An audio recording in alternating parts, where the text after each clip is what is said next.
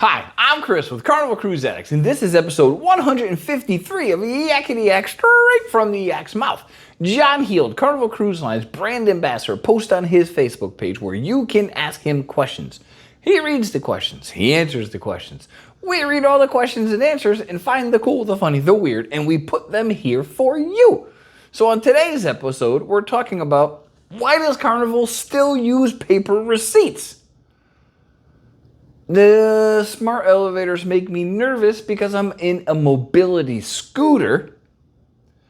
When a ship goes into dry dock, what does the crew do? Can you order a second meal in the steakhouse?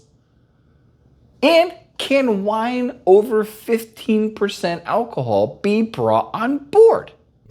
And this is straight from the Yak's mouth.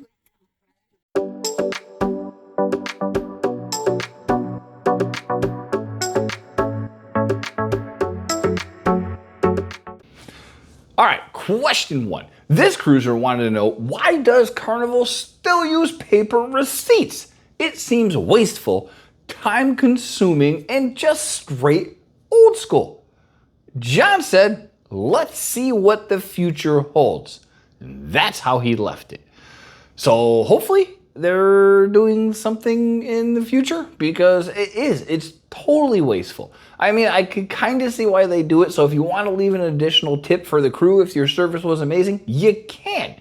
That said, just bring them a whole bunch of dollar bills like we do, and you ain't got to worry about it. But they did actually change. Back in the day, you got two receipts. You got one that they kept and one that you kept. They eliminated that one, so that's a step in the right direction. But yeah, it is a total waste of freaking paper.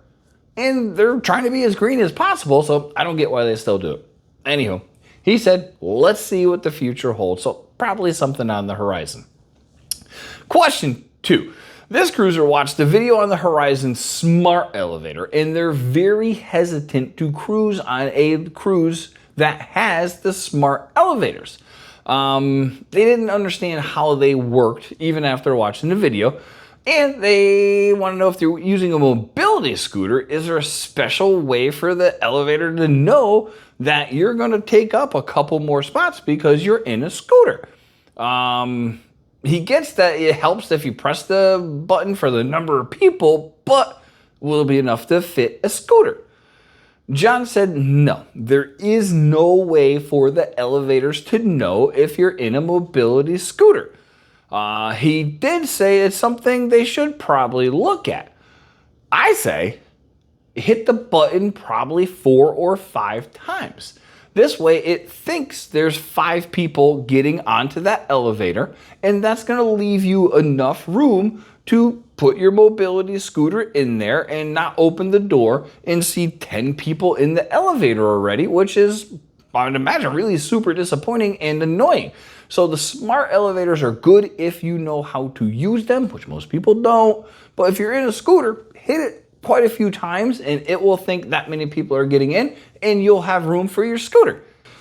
By the way, if you enjoy cruising content and you like what you're seeing, please like and subscribe. We would greatly appreciate it. Now on to question 3. This cruiser was curious, what happens to the crew when a ship goes into dry dock? That's a great question. John said most of the crew will stay on board. They will assist with cleaning and deep cleaning projects and a lot of different other things around the ship. But the other staff, like the entertainers, people that kind of hop on and off, they're not the everyday working hard people. Not say they don't work hard, but you're not cleaning Lido deck type working hard. A lot of times they'll either get transferred to the ship or they'll take a small vacation before they get back on. There you go. Question 4. This cruiser asked, can you order seconds at the steakhouse? They must be hungry, because that's a lot of food. I mean, can't see it, but I'm a little fluffy, and I never even thought of this. Here's the answer. John said, yes, you can. And if you do, it's a cost of $20, which is really not that much because their portions are very well sized. So again, I had no idea you can even do this. But I mean, I wish they had larger fridges because I might get a second steak for 20 bucks and bring it back to the room and eat it later. Get larger fridges, Carnival. All right, last question. This cruiser asked John to settle a disagreement. Can wine over 15% ABV, which is the average alcohol volume in there, that is not a port wine, vermouth, or sherry, can that be brought on board? They've been told no, but they were also told they were wrong. John said it would probably not be allowed if it was inspected closely.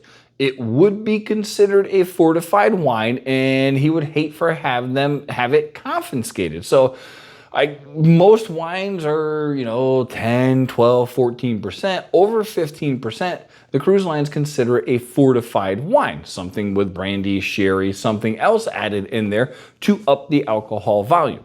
So if it's an actual wine that's over 15%, technically you can, but if they saw the bottle and they looked at the alcohol percentage, they'd probably confiscate it. So he said, just don't try it. Just get something that's under that rating.